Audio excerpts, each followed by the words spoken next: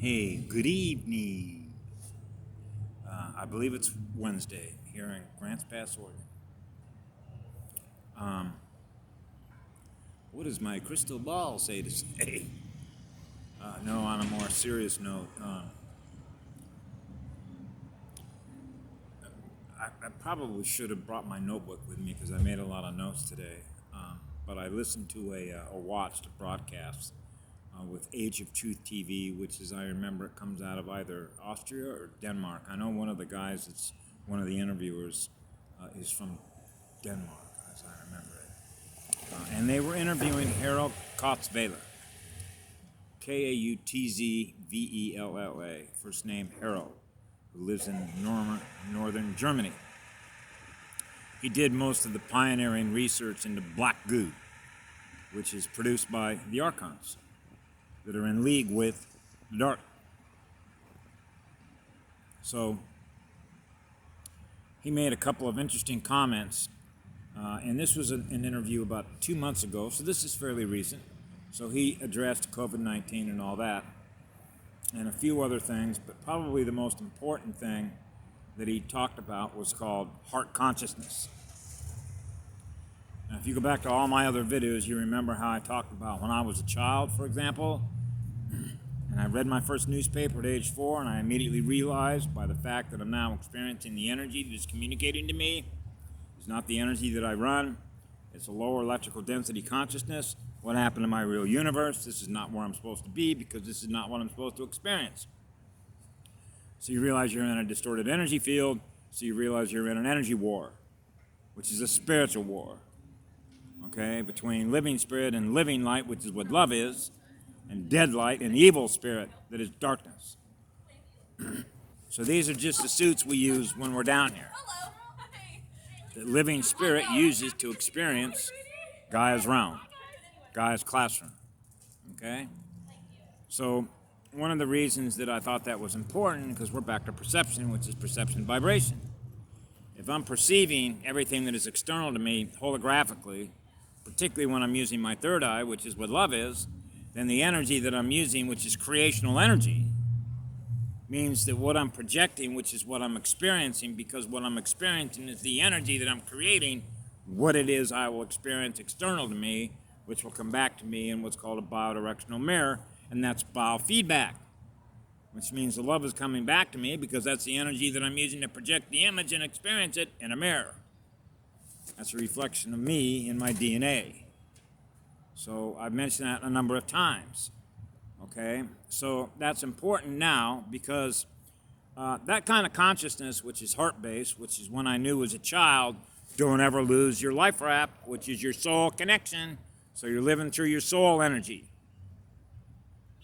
So your soul becomes a magnetic compass to attract more light, to grow your Merkaba, to spin faster, to create a warp bubble. Now you're in your own time field, so to speak, moving forward, higher speed. So you have a protective spiritual bubble in which you're experiencing, for me, a state of peace, a state of love, and a state of harmony. A state of harmony. So we have the ability to harmonize the waves. When we realize that we're experiencing waves that are incompatible with us, then we have to spin the Merkaba faster in order to get back to the place in which we normally occupy, which is a heavenly realm. We represent living spirit that is in the heavenly realm.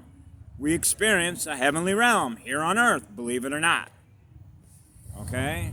Unfortunately, you realize how many beings that we run into that are not running that energy. And most of that is a result of what? Trauma, war, energy harvesting systems. And they use that energy to do what? Program the unconscious memory, which is parasitic. So they're running a program which is essentially what we call inverted, or running in reverse, which means instead of behaving in ways which are known as behavioral algorithms, the behavioral algorithms, which becomes the biofeedback that they experience, is a loss of light instead of gain of light. And they don't understand why that is, because they didn't learn as children how energy works with magnets. What you attract, right? So how powerful is your magnet to attract higher frequency energy, which is the light that protects you? So you're always experiencing what love is because that's what you are. So you know your identity. Remember, identity function. So there's one function, one algorithm that you set a benchmark to, okay, to harmonize your own energy, which is what love is, through the heart. So we're always living through our heart consciousness. And that means we're aware of a full 12-gate Stargate system, okay, which is all that light, which is all that love, okay? Now, that's a reference point. That's how I reference who I am, and I had to never lose sight of that, even though we're on what I call Mr. Toad's wild ride, because we're experiencing all the waves, all the different speed ratios that are the musical scales, or the algorithms that represent what we experience. Kicking it out, kicking it out, kicking it out, kicking it out, kicking it out. Return to center, that's not what I am. Retuning. Because we're stereo receivers and stereo transmitters. So the reason I thought this was important now is because I'm sort of plugged into the military intelligence community and what they're sort of reporting on. And these are beings that live in the light to defend and protect what America represents.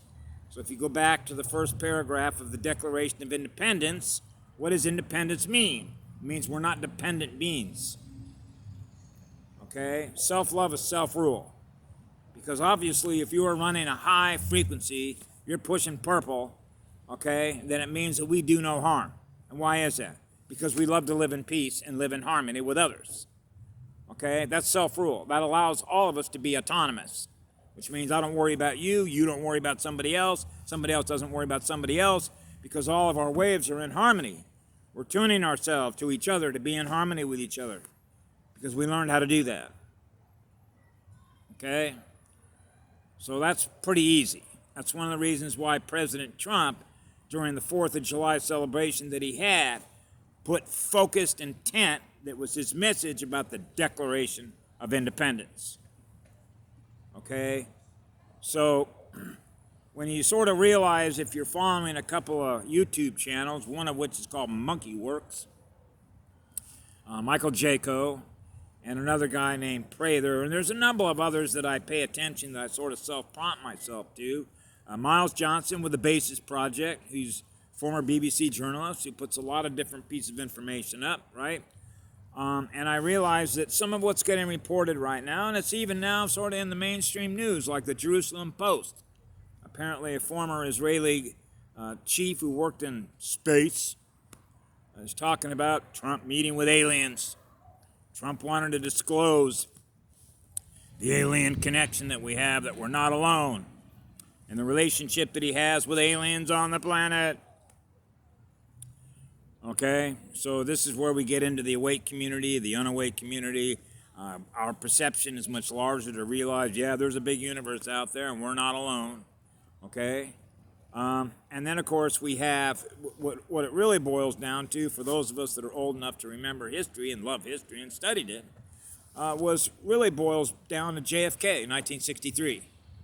Because before that, actually in that year, when he talked about shattering the CIA into a gazillion pieces, if you've ever followed and read a lot of books on what the CIA was involved in, was what?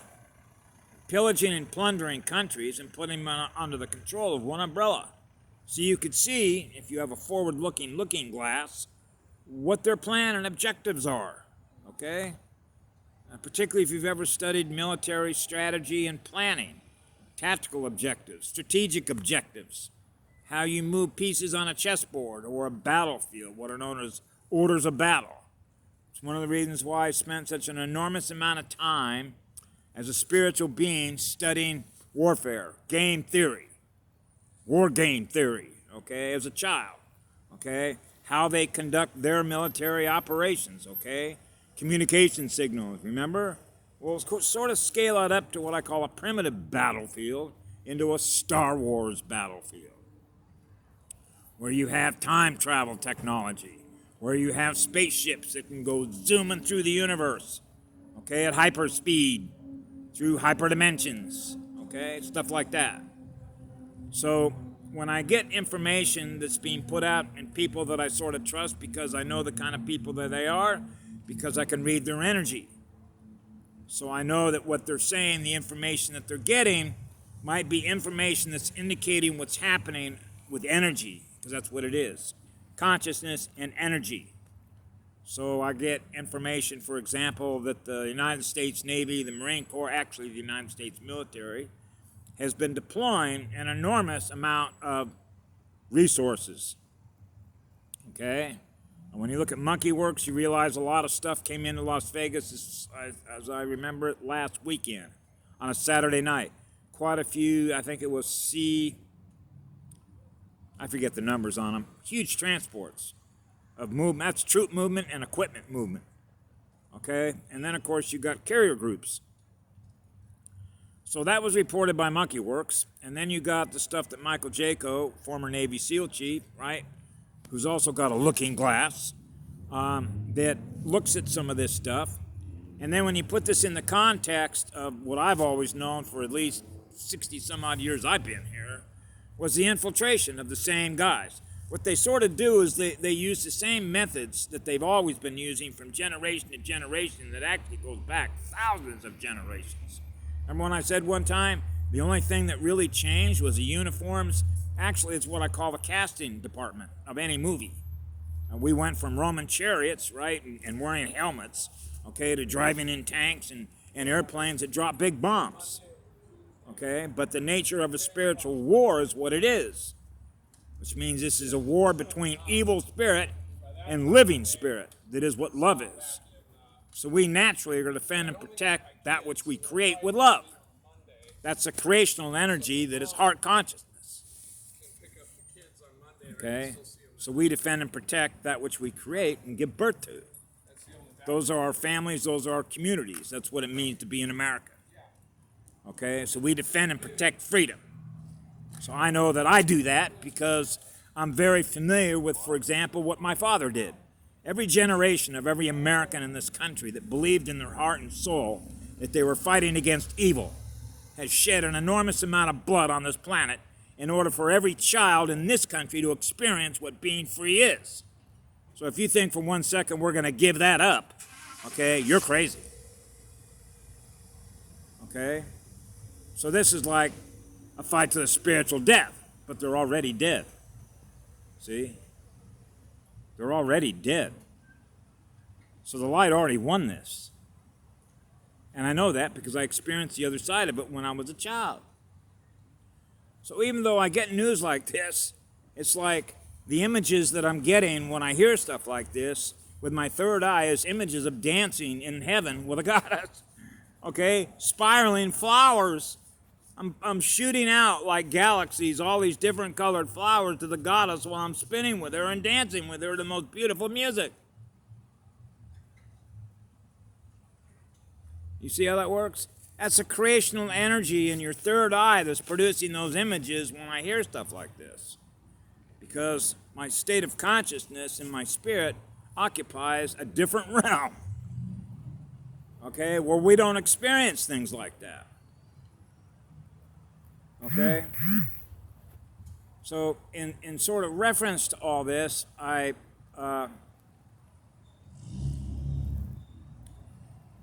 this is why it was important when Patty Broussard said a couple of years ago that it was important to do the inner work, and that's the inner soul and the inner heart. Okay? To heal ourselves from within ourselves because that's who we are.